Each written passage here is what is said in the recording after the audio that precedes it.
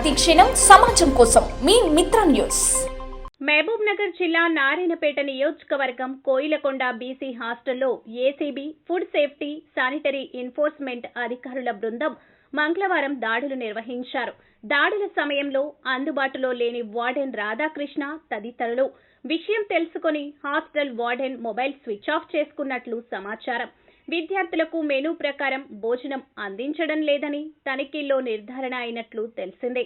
అధికారుల పరిశీలనలో నాణ్యత లేని ఆహార పదార్థాలు లభ్యం, అపరిశుభ్రంగా వాష్రూమ్స్, మెనూ ప్రకారం లేని ఫుడ్ లేదని తెలిసింది.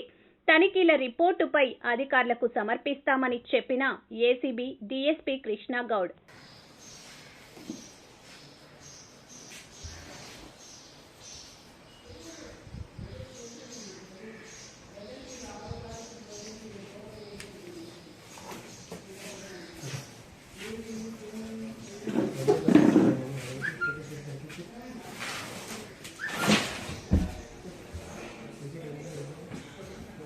डैमेज राहुल सर्जरी तो कल तो परसों जाने वाला हूँ कोई परवाह नहीं मेरे को मैं नहीं आता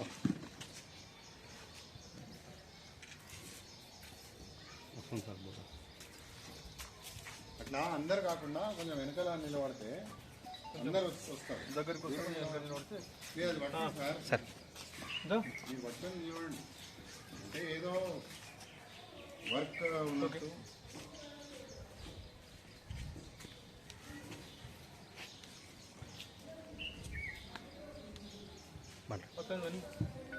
తీసుకుంటారా మామూలుగా చెప్పండి. ఓకే, మహబూబ్నగర్ జిల్లా కోయిలకొండ మండల హెడ్ క్వార్టర్లో ఉన్న బీసీ వెల్ఫేర్ హాస్టల్ని ఈరోజు మార్నింగ్ 6 గంటలకు సర్ప్రైజ్ చెక్ ఒకసారి రావడం జరిగింది. మహబూబ్నగర్ ఏసీబీ డీఎస్పీ అయిన నేను మరియు ఇన్స్పెక్టర్ లీగల్ మెట్రాలజీ, తర్వాత ఫుడ్ సేఫ్టీ ఆఫీసర్స్, తర్వాత శానిటరీ ఆఫీసర్స్, తర్వాత ఆడిట్ సంబంధించిన ఆఫీసర్స్ అందరం వచ్చి కూడా ఈ లోపల తనిఖీ చేయడం జరిగింది. అంటే ముఖ్యంగా హాస్టల్లో విద్యార్థులకు సరైన పౌష్టికాహారం సరిగా ఇవ్వట్లేదని, ఆ తర్వాత బిల్లుల విషయంలో కొన్ని అక్రమాలు జరుగుతున్నాయనే సమాచారం మేరకు సోదాకు రావడం జరిగింది. వచ్చి అందరు అధికారులతో కలిసి పరిశీలిస్తే లోపల రైస్ కానీ పప్పులు కానీ అన్నీ నాసిరకంగా ఉండి పూర్తిగా వంటకు సరిగా ఉపయోగకరంగా లేని పరిస్థితుల్లో ఉన్నాయి. మెనూ ప్రకారం కూడా వారు సరిగా భోజనం పెట్టడం లేదు. అలాగే వాష్రూమ్స్ అన్ని డోర్స్ లేకుండా, క్లీనింగ్ లేకుండా చాలా డర్టీగా ఉన్నాయి. అదే పరిసరాలు కూడా ఏం బాగా లేకుండే. వెంటనే వచ్చి హాస్టల్ వెల్ఫేర్ ఆఫీసర్ వార్డెన్ కోసం ఆరాధిస్తే అతను మార్నింగ్ ఆబ్సెంట్ ఉండే లేడు. తర్వాత విషయం తెలుసుకొని ఫోన్ స్విచ్ ఆఫ్ చేసుకోవడం జరిగింది. దాంతో వాళ్ళ పై అధికారులని మహబూబ్నగర్ నుంచి పిలిపించాము, విచారణ చేస్తున్నాము.